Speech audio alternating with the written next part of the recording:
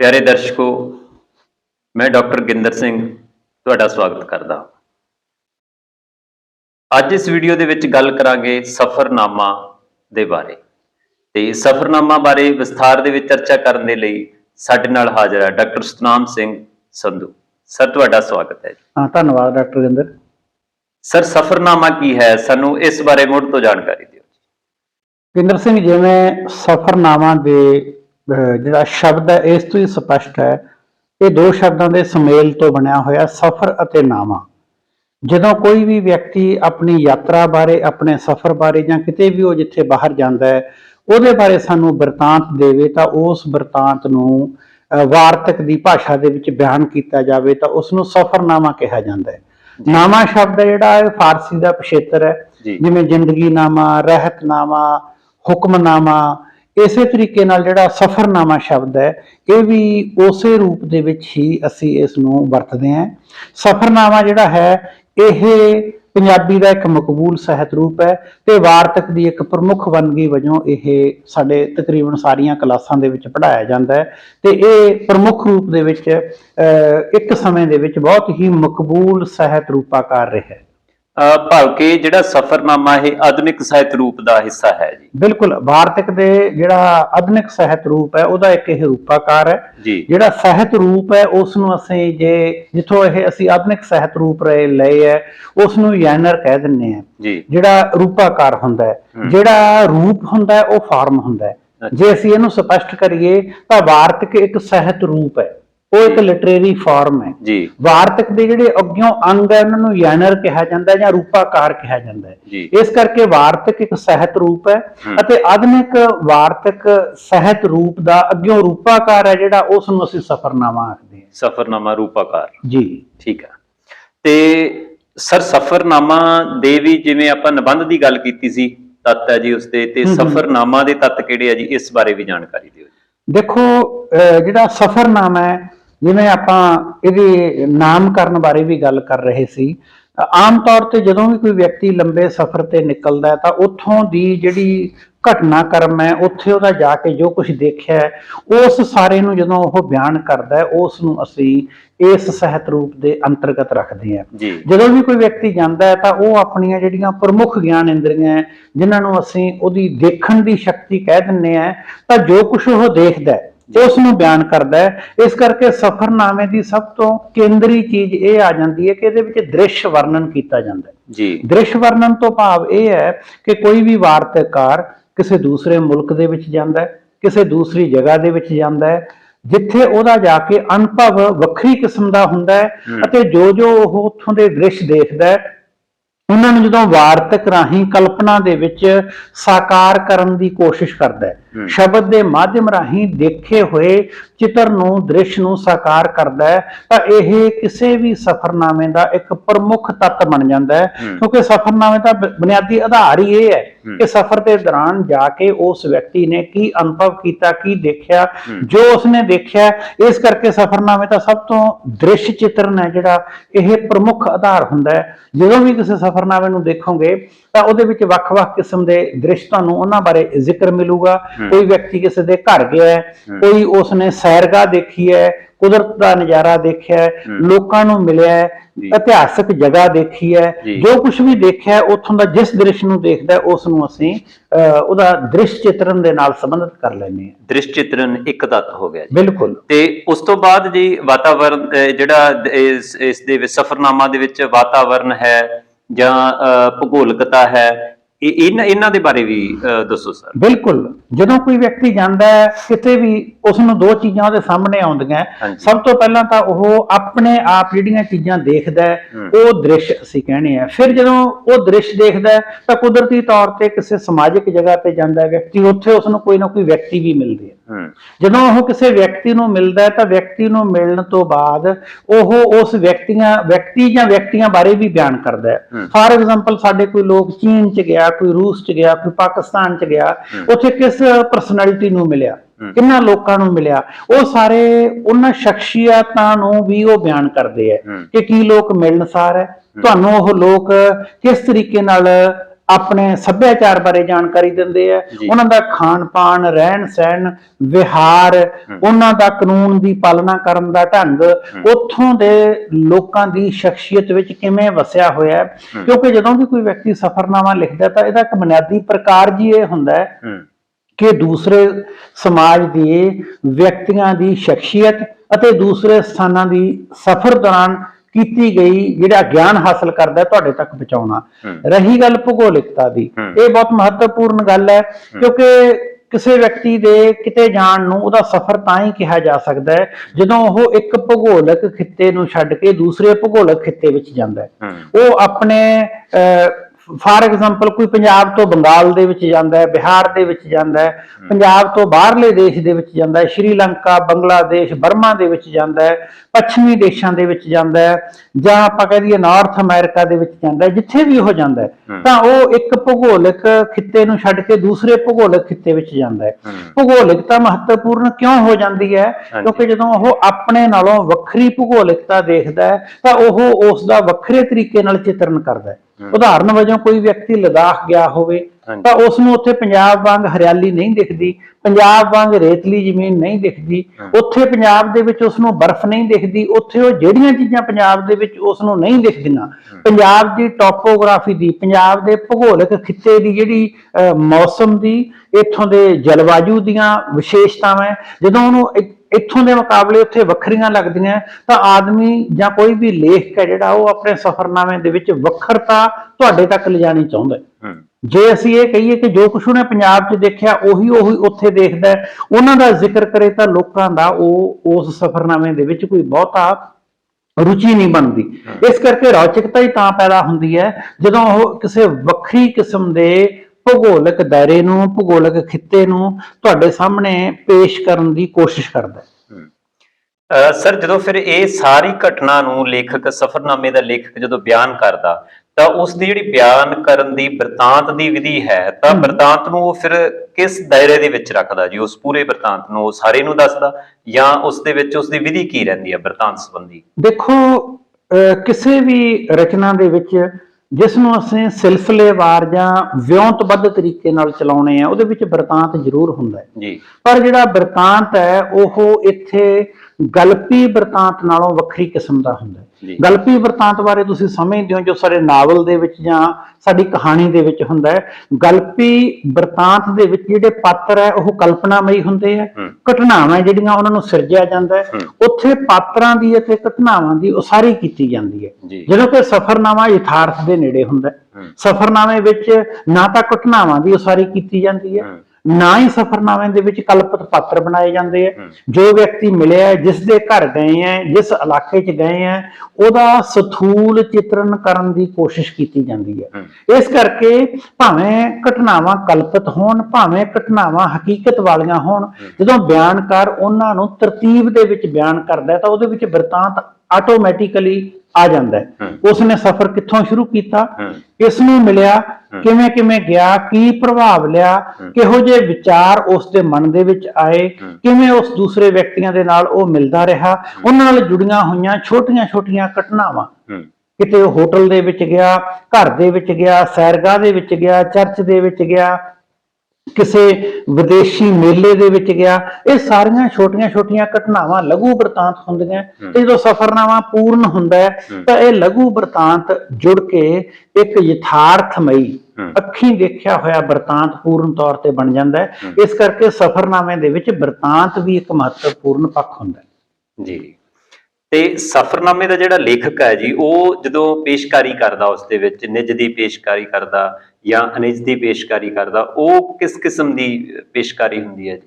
ਦੇਖੋ, ਜਿਹੜਾ ਸਫ਼ਰਨਾਮਾ ਹੈ ਇਹ ਬੁਨਿਆਦੀ ਤੌਰ ਤੇ ਨਿੱਜ ਨਾਲ ਹੀ ਜੁੜਿਆ ਹੁੰਦਾ ਜੀ, ਕਿਉਂਕਿ ਸਫ਼ਰਨਾਮੇ ਦੇ ਵਿੱਚ ਉਹ ਵਿਅਕਤੀ ਨਿੱਜੀ ਤੌਰ ਤੇ ਉੱਥੇ ਜਾਂਦਾ ਹੈ, ਨਿੱਜੀ ਅਨੁਭਵ ਬਿਆਨ ਕਰਦਾ ਹੈ, ਨਿੱਜੀ ਤੌਰ ਤੇ ਦੇਖੀਆਂ ਹੋਈਆਂ ਚੀਜ਼ਾਂ ਦਾ ਵੀ ਬਿਆਨ ਕਰਦਾ ਹੈ। ਪਰ ਨਾਲ ਹੀ ਨਾਲ ਉਹ ਬਹੁਤ ਵਾਰੀ ਕੀ ਕਰਦਾ ਹੈ ਕਿ ਨਿੱਜ ਤੋਂ ਅੱਗੇ ਜਾ ਕੇ ਉਸਨੂੰ ਸਾਹਿਤਕ ਬਣਾਉਣ ਦੀ ਕੋਸ਼ਿਸ਼ ਵੀ ਕਰਦਾ ਹੈ।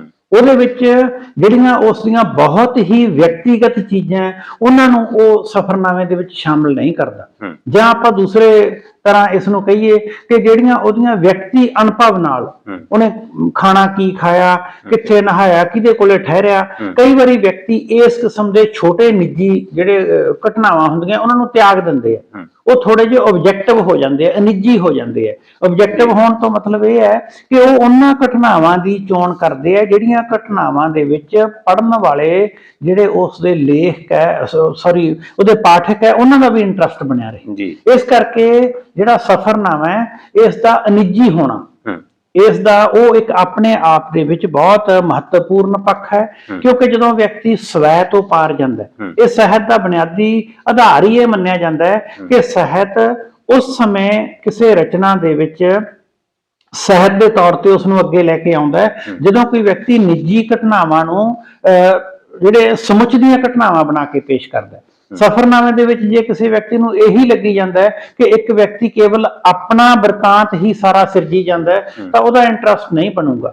ਜੇ ਉਹ ਆਪਣੇ ਨਿੱਜ ਤੋਂ ਅੱਗੇ ਜਾ ਕੇ ਉੱਥੋਂ ਦੇ ਸਮਾਜ ਬਾਰੇ, ਉੱਥੋਂ ਦੇ ਲੋਕਾਂ ਬਾਰੇ, ਉੱਥੋਂ ਦੇ ਆਲੇ ਦੁਆਲੇ ਬਾਰੇ, ਲੋਕਾਂ ਦੇ ਵਿਚਾਰਾਂ ਬਾਰੇ, ਲੋਕਾਂ ਦੇ ਰਹਿਣ ਸਹਿਣ, ਸੱਭਿਆਚਾਰ ਬਾਰੇ, ਉੱਥੋਂ ਦੀ ਟੈਕਨੋਲੋਜੀ ਬਾਰੇ, ਇਹਨਾਂ ਸਾਰੀਆਂ ਗੱਲਾਂ ਬਾਰੇ ਜਾਣਕਾਰੀ ਦੇਊਗਾ ਨਿੱਜ ਤੋਂ ਅੱਗੇ ਜਾ ਕੇ, ਤਾਂ ਉਹਦੇ ਨਾਲ ਜਿਹੜਾ ਸਫ਼ਰਨਾਮਾ ਹੈ ਉਹ ਇੱਕ ਮਹੱਤਵਪੂਰਨ ਸਾਹਿਤਕ ਰਚਨਾ ਬਣਦਾ ਹੈ। ਇਸ ਕਰਕੇ ਨਿੱਜ ਤੋਂ ਅਨਿੱਜ ਤੱਕ ਜਾਣਾ ਇੱਕ ਉੱਤਮ ਸਫ਼ਰਨਾਮੇ ਦੀ ਜਿਹੜੀ ਆਪਾਂ ਵਧੀਆ ਉਦਾਹਰਨ ਮੰਨ ਸਕਦੇ ਹਾਂ। ਤੇ ਸਰ ਫਿਰ ਜਿਹੜਾ ਸਫ਼ਰਨਾਮਾ ਦੇ ਵਿੱਚ ਜਦੋਂ ਇਸ ਦੀ ਰਚਨਾ, ਤਾਂ ਉਸ ਰਚਨਾ ਦੇ ਵਿੱਚ ਫਿਰ ਇਤਿਹਾਸਕਤਾ ਕਿੰਨਾ ਕੁ ਮਹੱਤਵ ਰੱਖਦੀ ਹੈ ਜਾਂ ਕਾਲ ਚੇਤਨਾ ਜਿਹੜੀ ਹੈ ਉਹ ਕਿੰਨਾ ਕੁ ਮਹੱਤਵ ਰੱਖਦੀ ਹੈ, ਇਸ ਬਾਰੇ ਵੀ ਜਾਣਕਾਰੀ। ਬਿਲਕੁਲ ਮਹੱਤਵ ਰੱਖਦੀ ਹੈ, ਕਿਉਂਕਿ ਜੇ ਕੋਈ ਵਿਅਕਤੀ ਅੱਜ ਤੋਂ 50 ਸਾਲ ਪਹਿਲਾਂ ਇੰਗਲੈਂਡ ਗਿਆ ਹੈ ਜੀ, ਉਸ ਸਮੇਂ ਉਸਨੇ ਉੱਥੋਂ ਦੇ ਆਪਣੇ 6 ਮਹੀਨਿਆਂ ਦੇ, 1 ਸਾਲ ਦੇ ਜਾਂ ਕੁਝ ਘੱਟ ਸਮੇਂ ਦੇ ਅਨੁਭਵ ਨੂੰ ਬਿਆਨ ਕੀਤਾ ਹੈ ਤਾਂ ਉਹ ਵੱਖਰੀ ਕਿਸਮ ਦਾ ਅਨੁਭਵ ਹੋਊਗਾ।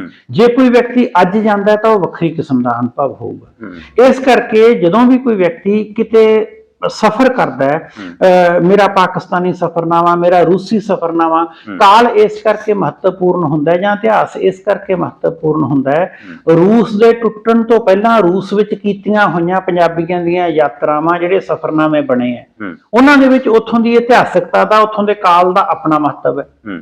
ਜਦੋਂ ਜਿਹੜੀ ਸੋਵੀਅਤ ਯੂਨੀਅਨ ਸੀ ਉਹ ਟੁੱਟ ਗਈ, ਵੱਖ-ਵੱਖ ਜਿਹੜੇ ਹੈਗੇ ਆ ਇੰਡੀਪੈਂਡੈਂਟ ਮੁਲਕ ਬਣ ਗਏ, ਜੇ ਕੋਈ ਹੁਣ ਜਾ ਕੇ ਉੱਥੋਂ ਦੇ ਸਫ਼ਰ ਨੂੰ ਬਿਆਨ ਕਰੂਗਾ ਤਾਂ ਉਸ ਦਾ ਜਿਹੜਾ ਬਿਆਨ ਕਰਨ ਦਾ ਤਰੀਕਾ, ਘਟਨਾਕ੍ਰਮ ਅਲੱਗ ਹੋਊਗਾ। ਕਿਉਂਕਿ ਇਹ ਸਫ਼ਰਨਾਮਾ ਜਿਹੜਾ, ਜਿਵੇਂ ਮੈਂ ਪਹਿਲਾਂ ਵੀ ਦੱਸਿਆ, ਇਹ ਯਥਾਰਥਮਈ ਬਿਰਤਾਂਤ ਸਿਰਜਣਾ ਦਾ ਅੰਗ ਹੈ। ਯਥਾਰਥਮਈ ਬਿਰਤਾਂਤ ਸਿਰਜਣਾ ਦੇ ਵਿੱਚ ਕਾਲ ਤੇ ਇਤਿਹਾਸ ਆਪਣੇ ਆਪ ਨਾਲ ਜੁੜ ਜਾਂਦੇ ਹੈ। ਬਹੁਤ ਵਾਰੀ ਤਾਂ ਇੱਥੋਂ ਤੱਕ ਹੈ ਕਿ ਕਈ ਸਫ਼ਰਨਾਮਾ ਲੇਖਕ ਉਸ ਘਟਨਾ ਦਾ ਸਮਾਂ ਵੀ ਲਿਖ ਦਿੰਦੇ ਆ ਕਿ ਮੈਂ ਇੰਨੀ ਮਿਤੀ ਨੂੰ, ਇੰਨੀ ਤਰੀਕ ਨੂੰ ਫਲਾਣੇ ਥਾਂ ਗਿਆ।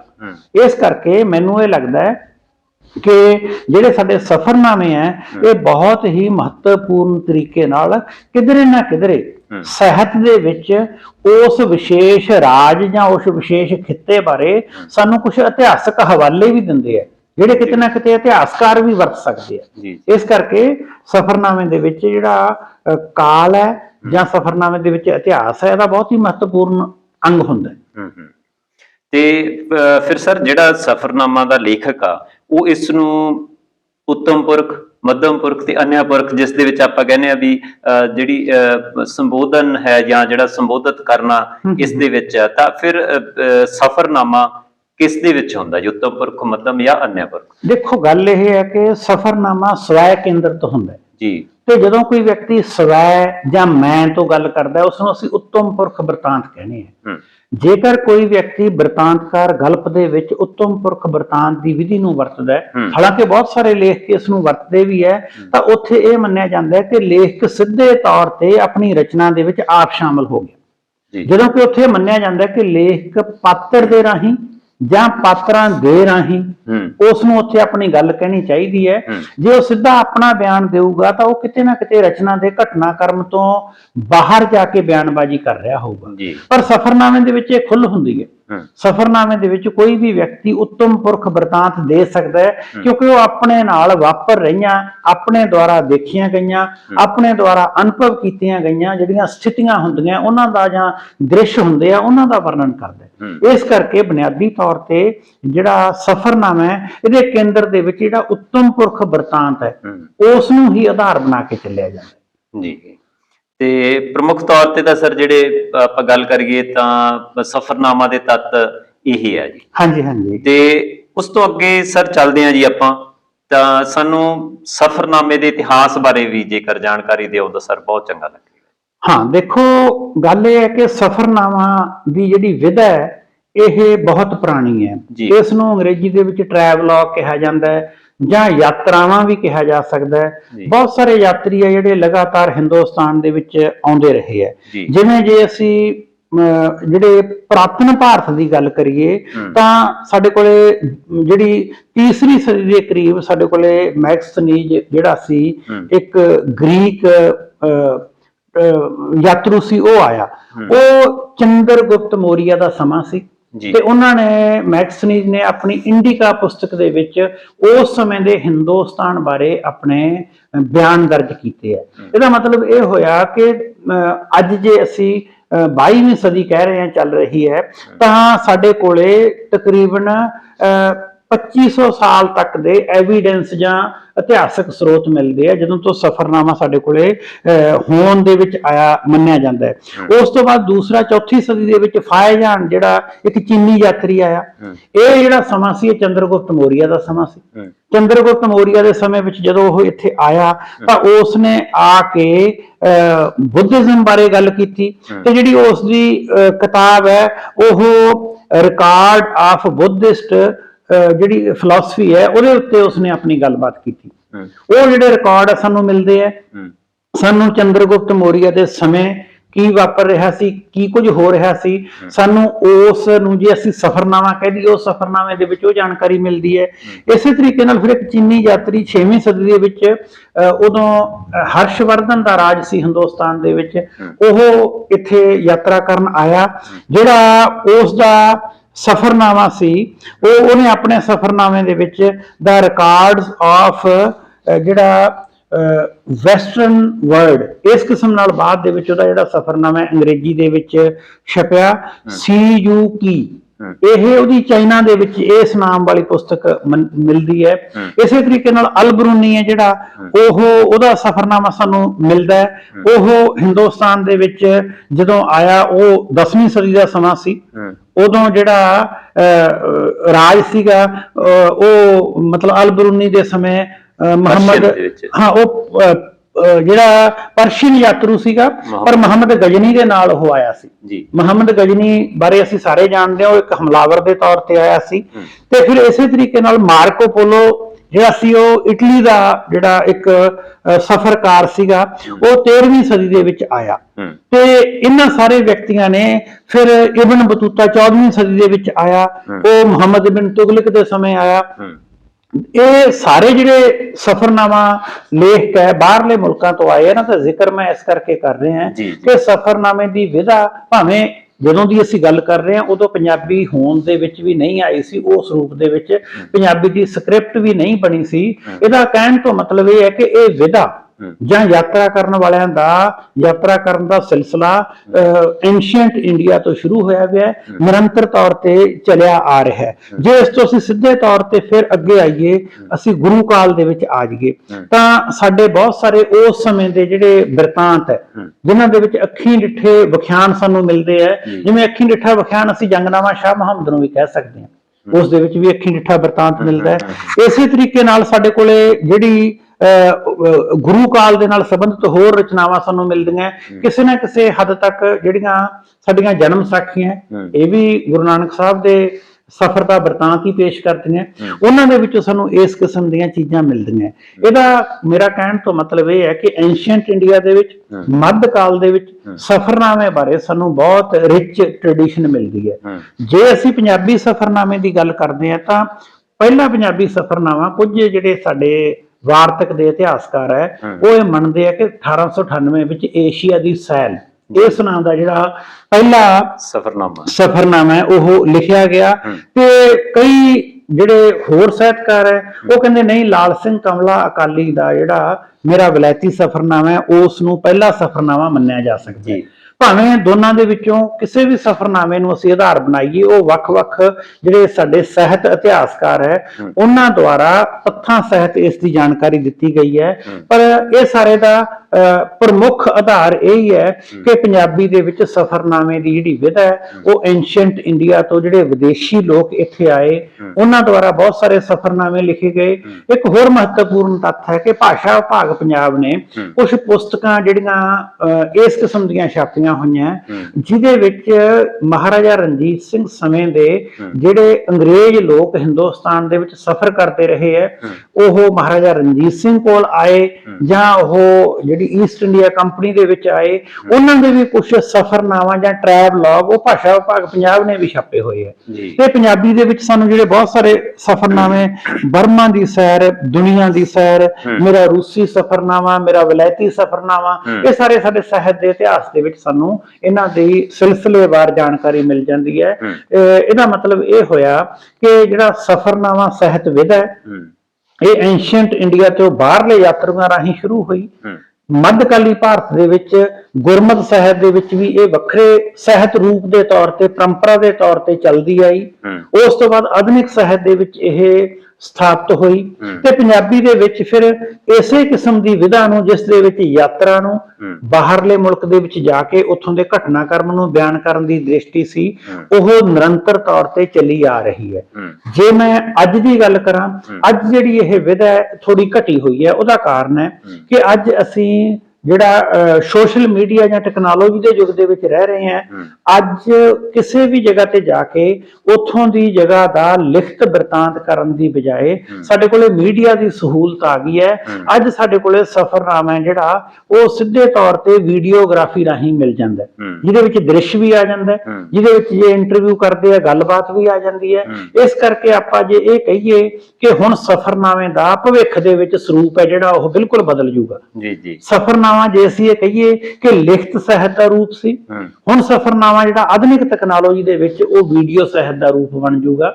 ਮੈਨੂੰ ਲੱਗਦਾ ਹੈ ਕਿ ਆਉਣ ਵਾਲੇ ਸਮੇਂ ਦੇ ਵਿੱਚ ਜਦੋਂ ਸਾਹਿਤ ਦਾ ਇਤਿਹਾਸ ਲਿਖਿਆ ਜਾਊਗਾ ਤਾਂ ਜਿਵੇਂ ਅਸੀਂ ਮੱਧਕਾਲ ਤੋਂ ਬਾਅਦ ਆਧੁਨਿਕ ਕਾਲ ਦੇ ਸਾਹਿਤ ਰੂਪਾਂ ਦੀ ਗੱਲ ਕਰਦੇ ਹਾਂ, ਤਾਂ ਹੁਣ ਅਸੀਂ ਜਿਹੜੇ ਨਵੀਨ ਸਾਡੇ ਤਕਨਾਲੋਜੀ ਨਾਲ ਸੰਬੰਧਿਤ ਸਾਹਿਤ ਰੂਪਾਂ ਦੀ ਗੱਲ ਕਰਾਂਗੇ, ਉਹਦੀ ਜਦੋਂ ਇਤਿਹਾਸਕਤਾ ਲਿਖੀ ਜਾਊਗੀ, ਵਰਗ ਵੰਡ ਹੋਊਗੀ, ਤਾਂ ਉਸ ਦੇ ਵਿੱਚ ਸਫ਼ਰਨਾਮੇ ਬਾਰੇ ਇਸ ਕਿਸਮ ਦੀਆਂ ਗੱਲਾਂ ਵੀ ਸਾਨੂੰ ਦੇਖਣ ਨੂੰ ਮਿਲਣਗੀਆਂ। ਜੀ ਸਰ, ਤੁਸੀਂ ਸਾਡੇ ਦਰਸ਼ਕਾਂ ਨੂੰ ਬਹੁਤ ਮਹੱਤਵਪੂਰਨ ਜਾਣਕਾਰੀ ਹੈ ਜਿਹੜੀ ਇਹ ਦਿੱਤੀ ਹੈ, ਕਿਉਂਕਿ ਸਫ਼ਰਨਾਮਾ ਦਾ ਜਦੋਂ ਅਸੀਂ ਇਤਿਹਾਸ ਵੇਖਦੇ ਹਾਂ ਤਾਂ ਪੰਜਾਬੀ ਸਫ਼ਰਨਾਮੇ ਦੇ ਵਿੱਚ ਏਸ਼ੀਆ ਦੀ ਸੈਲ ਤੋਂ ਜਾਂ ਮੇਰਾ ਵਲੈਤੀ ਸਫ਼ਰਨਾਮਾ ਇੱਥੋਂ ਸ਼ੁਰੂ ਹੁੰਦਾ, ਤੇ ਪਰ ਇਸ ਤੋਂ ਜਿਹੜੀ ਪਿਛਲੀ ਜਾਣਕਾਰੀ ਆ ਉਹ ਸਾਨੂੰ ਬਹੁਤ ਮਹੱਤਵਪੂਰਨ ਤਰੀਕੇ ਨਾਲ ਤੁਸੀਂ ਦਿੱਤੀ। ਤੇ ਸਰ, ਤੁਸੀਂ ਸਟੂਡੀਓ ਆਏ, ਤੁਹਾਡਾ ਬਹੁਤ ਧੰਨਵਾਦ ਜੀ। ਧੰਨਵਾਦ। ਪਿਆਰੇ ਦਰਸ਼ਕੋ, ਤੁਹਾਡਾ ਵੀ ਬਹੁਤ ਧੰਨਵਾਦ।